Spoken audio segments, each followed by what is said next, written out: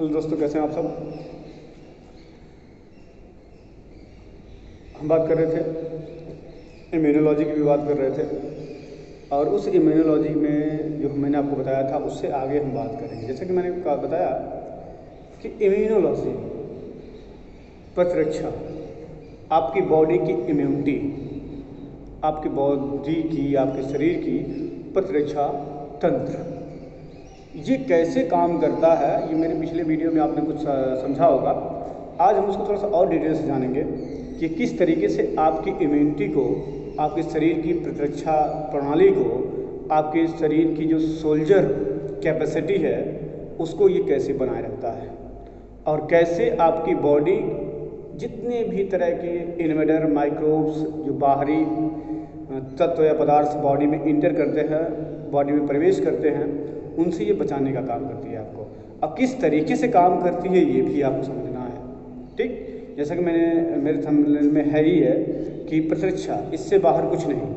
यदि आपने इसको एक बार समझ लिया तो ये आपके शरीर का ख्याल कैसे रखती है, आपका ना चाहते हुए भी ये आपके शरीर का बहुत अच्छे से ख्याल, सुरक्षा प्रदान करती है। और इसी इम्यूनोलॉजी की जो शाखा है, या ये जो इम्यूनोलॉजी है, उस इम्यूनोलॉजी में आप क्या क्या जानते हैं, और आपकी बॉडी कैसे किसी भी माइक्रोब्स, किसी भी डिजीज से कैसे लड़ती है, कितना ज़्यादा उसके प्रिपेयर होती है, ये भी आप समझेंगे। आपको मैं बताया ही था कि किस तरीके से ये काम करता है, कैसे नहीं काम करता है, ठीक। तो इम्यूनोलॉजी के बारे में हम आपको बताया था कि दो चीज़ें होती हैं, पहला इनेट, दूसरा एक्वायर्ड इम्यूनिटी। तो जैसा कि हम बताए थे आपको क्या क्या था, इम्यूनोलॉजी,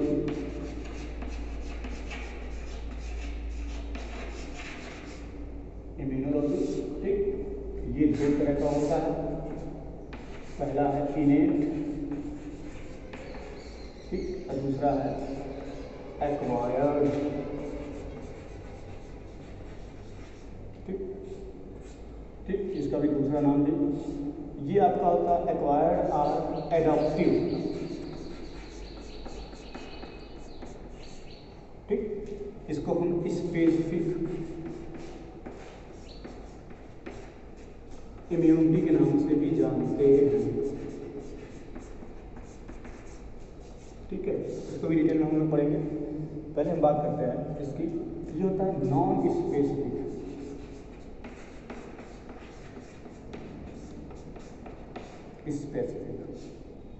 ठीक, ये नॉन स्पेसिफिक होता है। इनेट के बारे में हम बताए थे कि ये किसके साथ रहता है, ये प्रेजेंट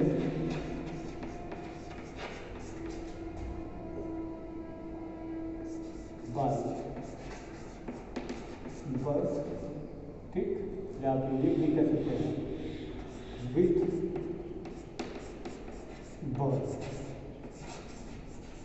ये भी होता है, ठीक। इतना चीज़ें मैंने आपको बताया था, उम्मीद करते हैं कि आपको समझ में आ रहा होगा।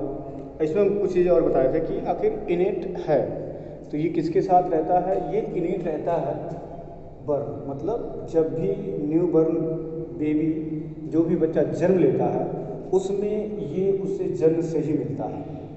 इस तरह की इम्यूनिटी होती है। और कौन कौन से ऐसी चीज़ें हैं जो उसको जन्म से मिलती हैं, ये आपको समझना चाहिए। फर्स्ट लाइन डिफेंस जो होता है, मतलब पहली बार जो किसी भी चीज़ से डिफेंसिंग प्रोसेस कराता है वो क्या होता है, वो समझने वाली बात है। पहली चीज़ जो डिफेंसिंग कराता है वो आपको कैसे बचाता है, ये समझने वाली बात होती है, ठीक।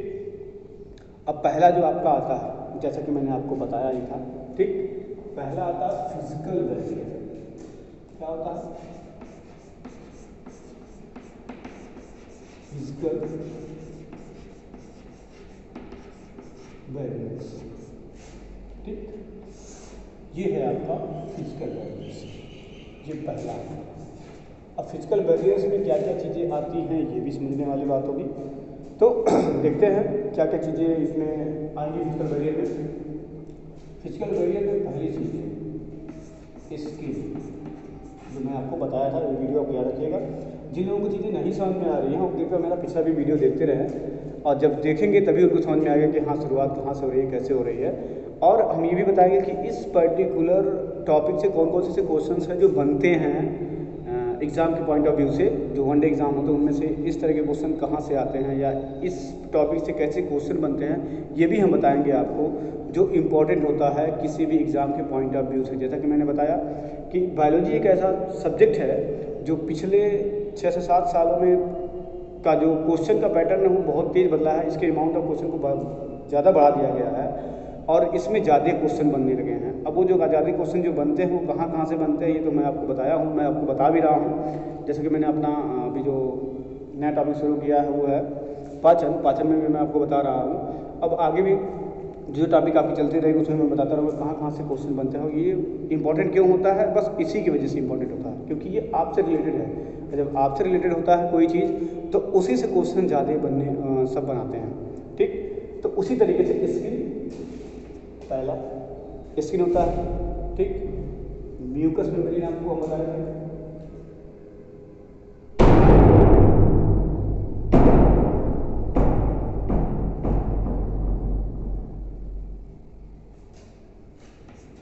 म्यूकस मेम्ब्रेन,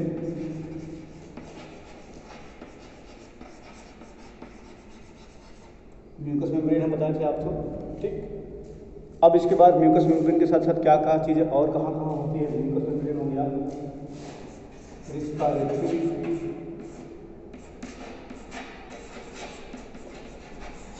ट्रैक्ट, ठीक, रिस्पायरेटरी ट्रैक्ट, ठीक है। इसके बाद क्या आता है,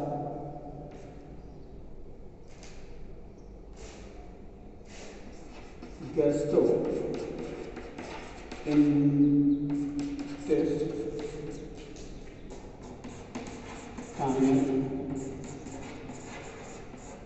ट्रैक्ट, ठीक। और इसके बाद आता है जो वो क्या है, वो है आपका यूरिनोजेनाइटल, यूरिनोजेनाइटल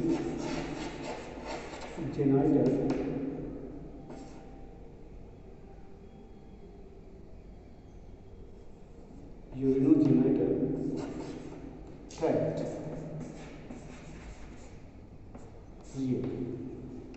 ये होता है। अब स्किन, जैसा कि आप जानते हैं कि स्किन किस तरीके से काम करती है। अब स्किन कैसे काम करती है कि होल बॉडी पे एक कवरिंग होती है और ये कवरिंग ऐसी होती है जो आपको आउटर इन्वायरमेंट से, आउटर इन्वेडर से, आउटर माइक्रोब से आपको बचाने का काम करती है। आउटर इन्वेडर, आउटर माइक्रोब, सारी चीज़ों से आपको बचाने का काम करेगा था इस, क्योंकि ये largest organ of the our body और ये पूरे होल बॉडी को कवर किए हुए रहती है, जिससे कि आपको कोई भी इन्फेक्शन, कोई भी माइक्रोब्स बॉडी के अंदर इंटर ना कर पाए जो आपको नुकसान पहुंचा पाए। सबसे पहली चीज़। दूसरी चीज़ म्यूकस मेम्ब्रेन।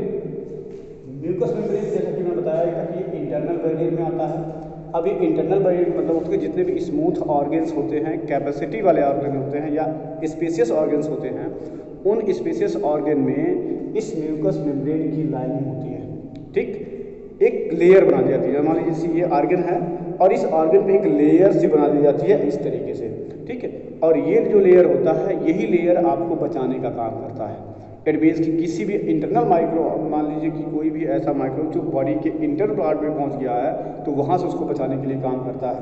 अब ये म्यूकस मेम्ब्रेन कहाँ कहाँ होता है, रिस्पायरेटरी ट्रैक्ट में भी इसका पूरा पाया जाता है और ये गैस्ट्रोइंटेस्टाइनल ट्रैक्ट में भी पाया जाता है और यूरिनोजेनिटल ट्रैक्ट में भी ये म्यूकस मेम्ब्रेन की लाइनिंग होती है जो आपको इंटरनल सरफेस के फॉर्म में आपको बचाने का काम करती है। इट मीन्स कि ऐसे पार्ट में कहीं पे भी कोई माइक्रोब जब इंटर करता है तो इस पर्टिकुलर म्यूकस मेम्ब्रेन का ये नेचर है कि उसको प्रोटेक्ट करता किए रहता है, जिससे कि कोई भी विषाणु या जीवाणु उस पर्टिकुलर ट्रैक में इंटर करने के बावजूद वो किसी ऐसे ऑर्गन्स को डैमेज ना कर पाए, नुकसान ना पहुंचा पाए जो उसके लिए नुकसानदायक हो जाए। तो उन सभी को बचाने का काम करता है ये। इसी तरीके से रिस्पायरेटरी ट्रैक्ट में आता है, गैस्ट्रोइंटेस्टाइनल ट्रैक्ट में आता है और इम्यूनोजेनिटल ट्रैक्ट में भी आता है। ये इतनी सारी चीज़ें चलती है एक साथ, पूरी चलती हैं जो आपको बचाने के लिए रिस्पॉन्सिबिलिटी होती है। ठीक, अब इसी में दूसरा आता है जिसको हम कहते हैं फिजियोलॉजिकल बैरियर। ठीक, फिजियोलॉजिकल बैरियर में आपको उस दिन भी बताया था, फिर आज एक बार और रिवीजन कर रहा हूँ।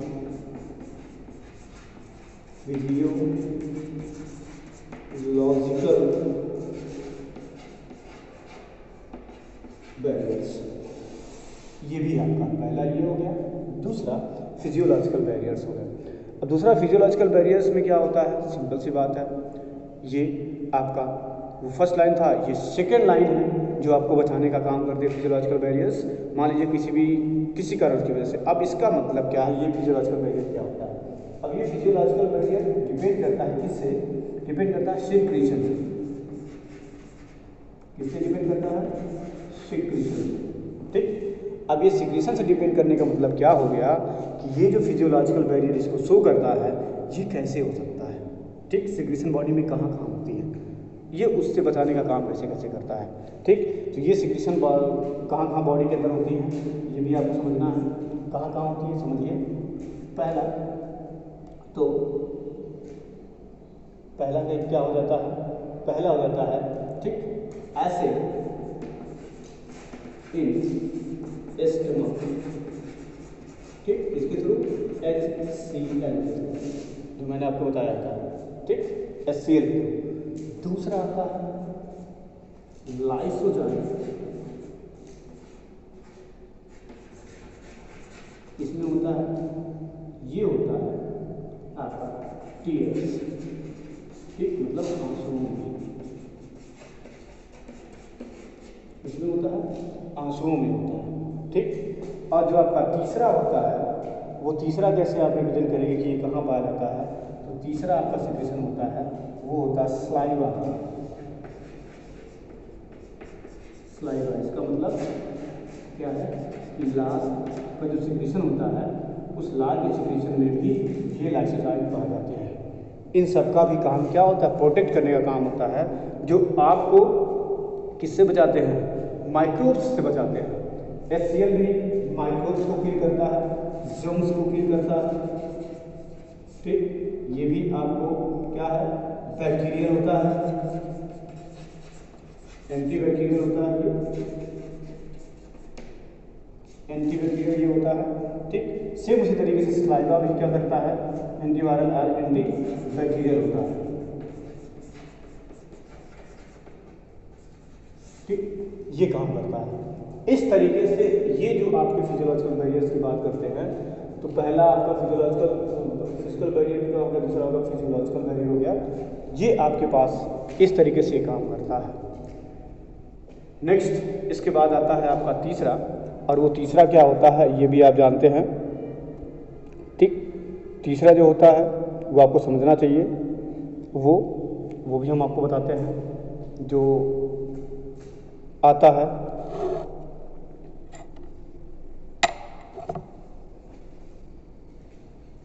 उम्मीद करते आपको समझ में आया होगा।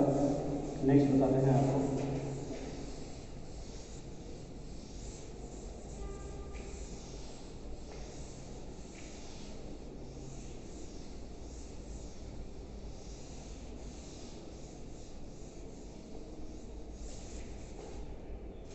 नेक्स्ट आपको बताते हैं क्या क्या चीज़ें और काम करती हैं।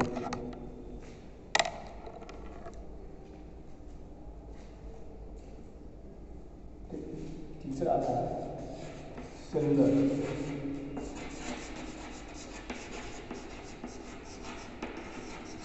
बैरियर्स।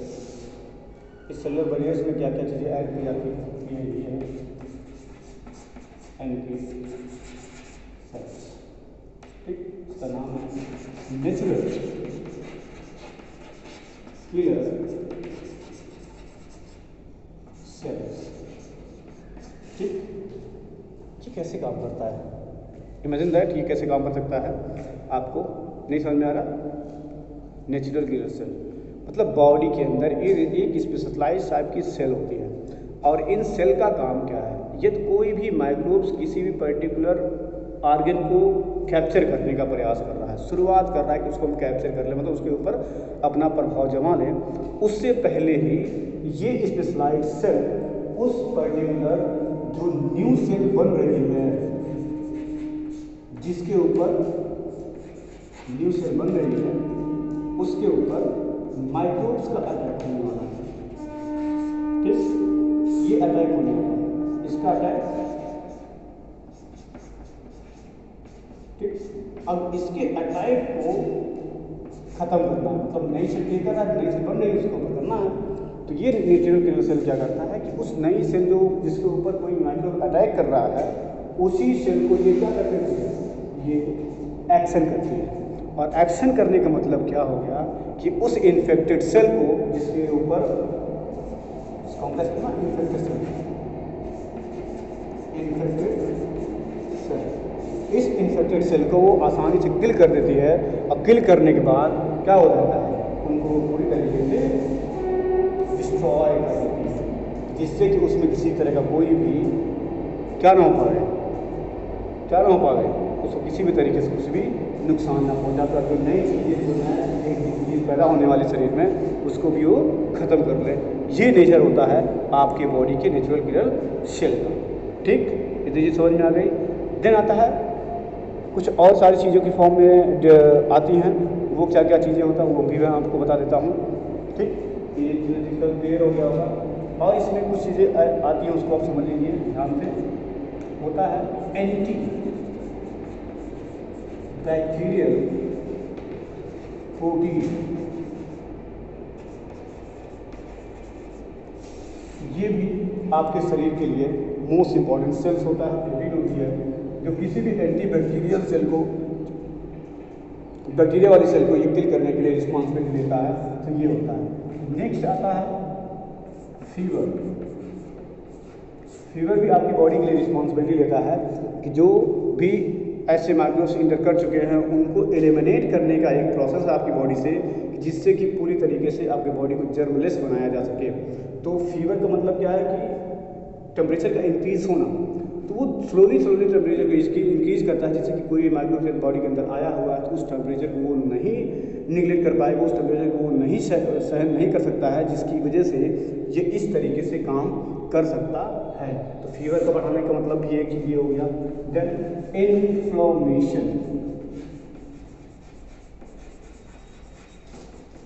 इन्फ्लेमेशन का मतलब ये होता है कि बॉडी के अंदर क्या क्रिएट करना, जलन क्रिएट करना।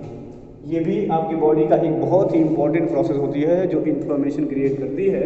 और इस इन्फ्लेमेशन क्रिएट करने की वजह से जितने माइक्रोब्स होते हैं उनको भी ये रहने नहीं देता उस पर्टिकुलर एरिया पे जिस जगह पे ये होता है। इसका एग्जांपल भी हम आपको बता रहे हैं। जैसे चींटी काटती है, चींटी काटती जिस जगह पे चींटी काटती है उस जगह पर रेडिस हो जाता है। तो रेडिस भी आपके क्या होता है, रेडिस होने का मतलब कि उस पर्टिकुलर सब्सटेंस को न्यूट्रलाइज करने का प्रोसेस हमारी स्किन करती है, जिससे कि उसको कम किया जाए। और उसके साथ साथ रेडनेस भी आता है उस पर्टिकुलर जगह पे। तो क्या है प्रोसेस में दूसरा भी आता है इसमें नेक्स्ट, वो है रेडनेस। ये रेडनेस भी आती है जिससे कि ये क्लियर हो जाता है कि हाँ ये कौन सी प्रोसेस करता है, उसको निगलेक्ट करने का, उसको रिमूव करने की प्रोसेस को किया जाता है। ठीक, एक लास्ट आपका बचता है जो आता है द फैगोसाइट्स।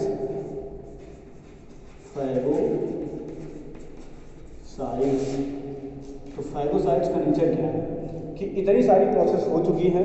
ये स्पेशलाइज्ड सेल ऐसी होती है जिसका काम है यदि कोई भी माइक्रोब्स है जिसको रिमूव किया करने का प्रयास किया जा रहा है या बॉडी से, क्योंकि यदि बॉडी में उसको किल कर दिया गया है तो उसको रिमूव करना है, उसको हटाना है। एक तरीके से सफाई करने का भी काम कौन करता है, सफाई करने का काम करता है, वो होता है फैगोसाइट्स सेल। ये इतने सारी चीज़ें आपको कैसे मिलती हैं, विथ बर्न, मतलब जो न्यू बर्न बेबीज होती है उसको जन्मजात मिलता है, पहले से ही मिलता है, जिससे उसकी बॉडी को कोई भी माइक्रोब्स चाहे जन्म के बाद हो या जन्म से पहले या जन्म के बाद की बात हम करते हैं कि उसको ये ऑलरेडी बना हुआ मिलता है, जिससे उसको कोई भी चीज़ें क्लियर ना कर पाए। ठीक, उम्मीद करते हैं कि आपको समझ में आया होगा, और यदि समझ में आया होगा तो आप इसको लाइक शेयर और सब्सक्राइब जरूर करते रहें। अदरवाइज़ आपका ये पूरा चीज़ तो क्लियर हो गया और उम्मीद करते हैं कि समझ में आ गया होगा। ठीक, तो इतनी सारी चीज़ें आपकी बॉडी के इंटरनल बैरियर में आती हैं या इनेट इम्यूनिटी में कंसीडर की जाती हैं। हम नेक्स्ट जब बात करेंगे एक्वायर्ड इम्यूनिटी के बारे में, और इस एक्वायर्ड इम्यूनिटी की ज़रूरत क्या है, क्यों ज़रूरत पड़ती है।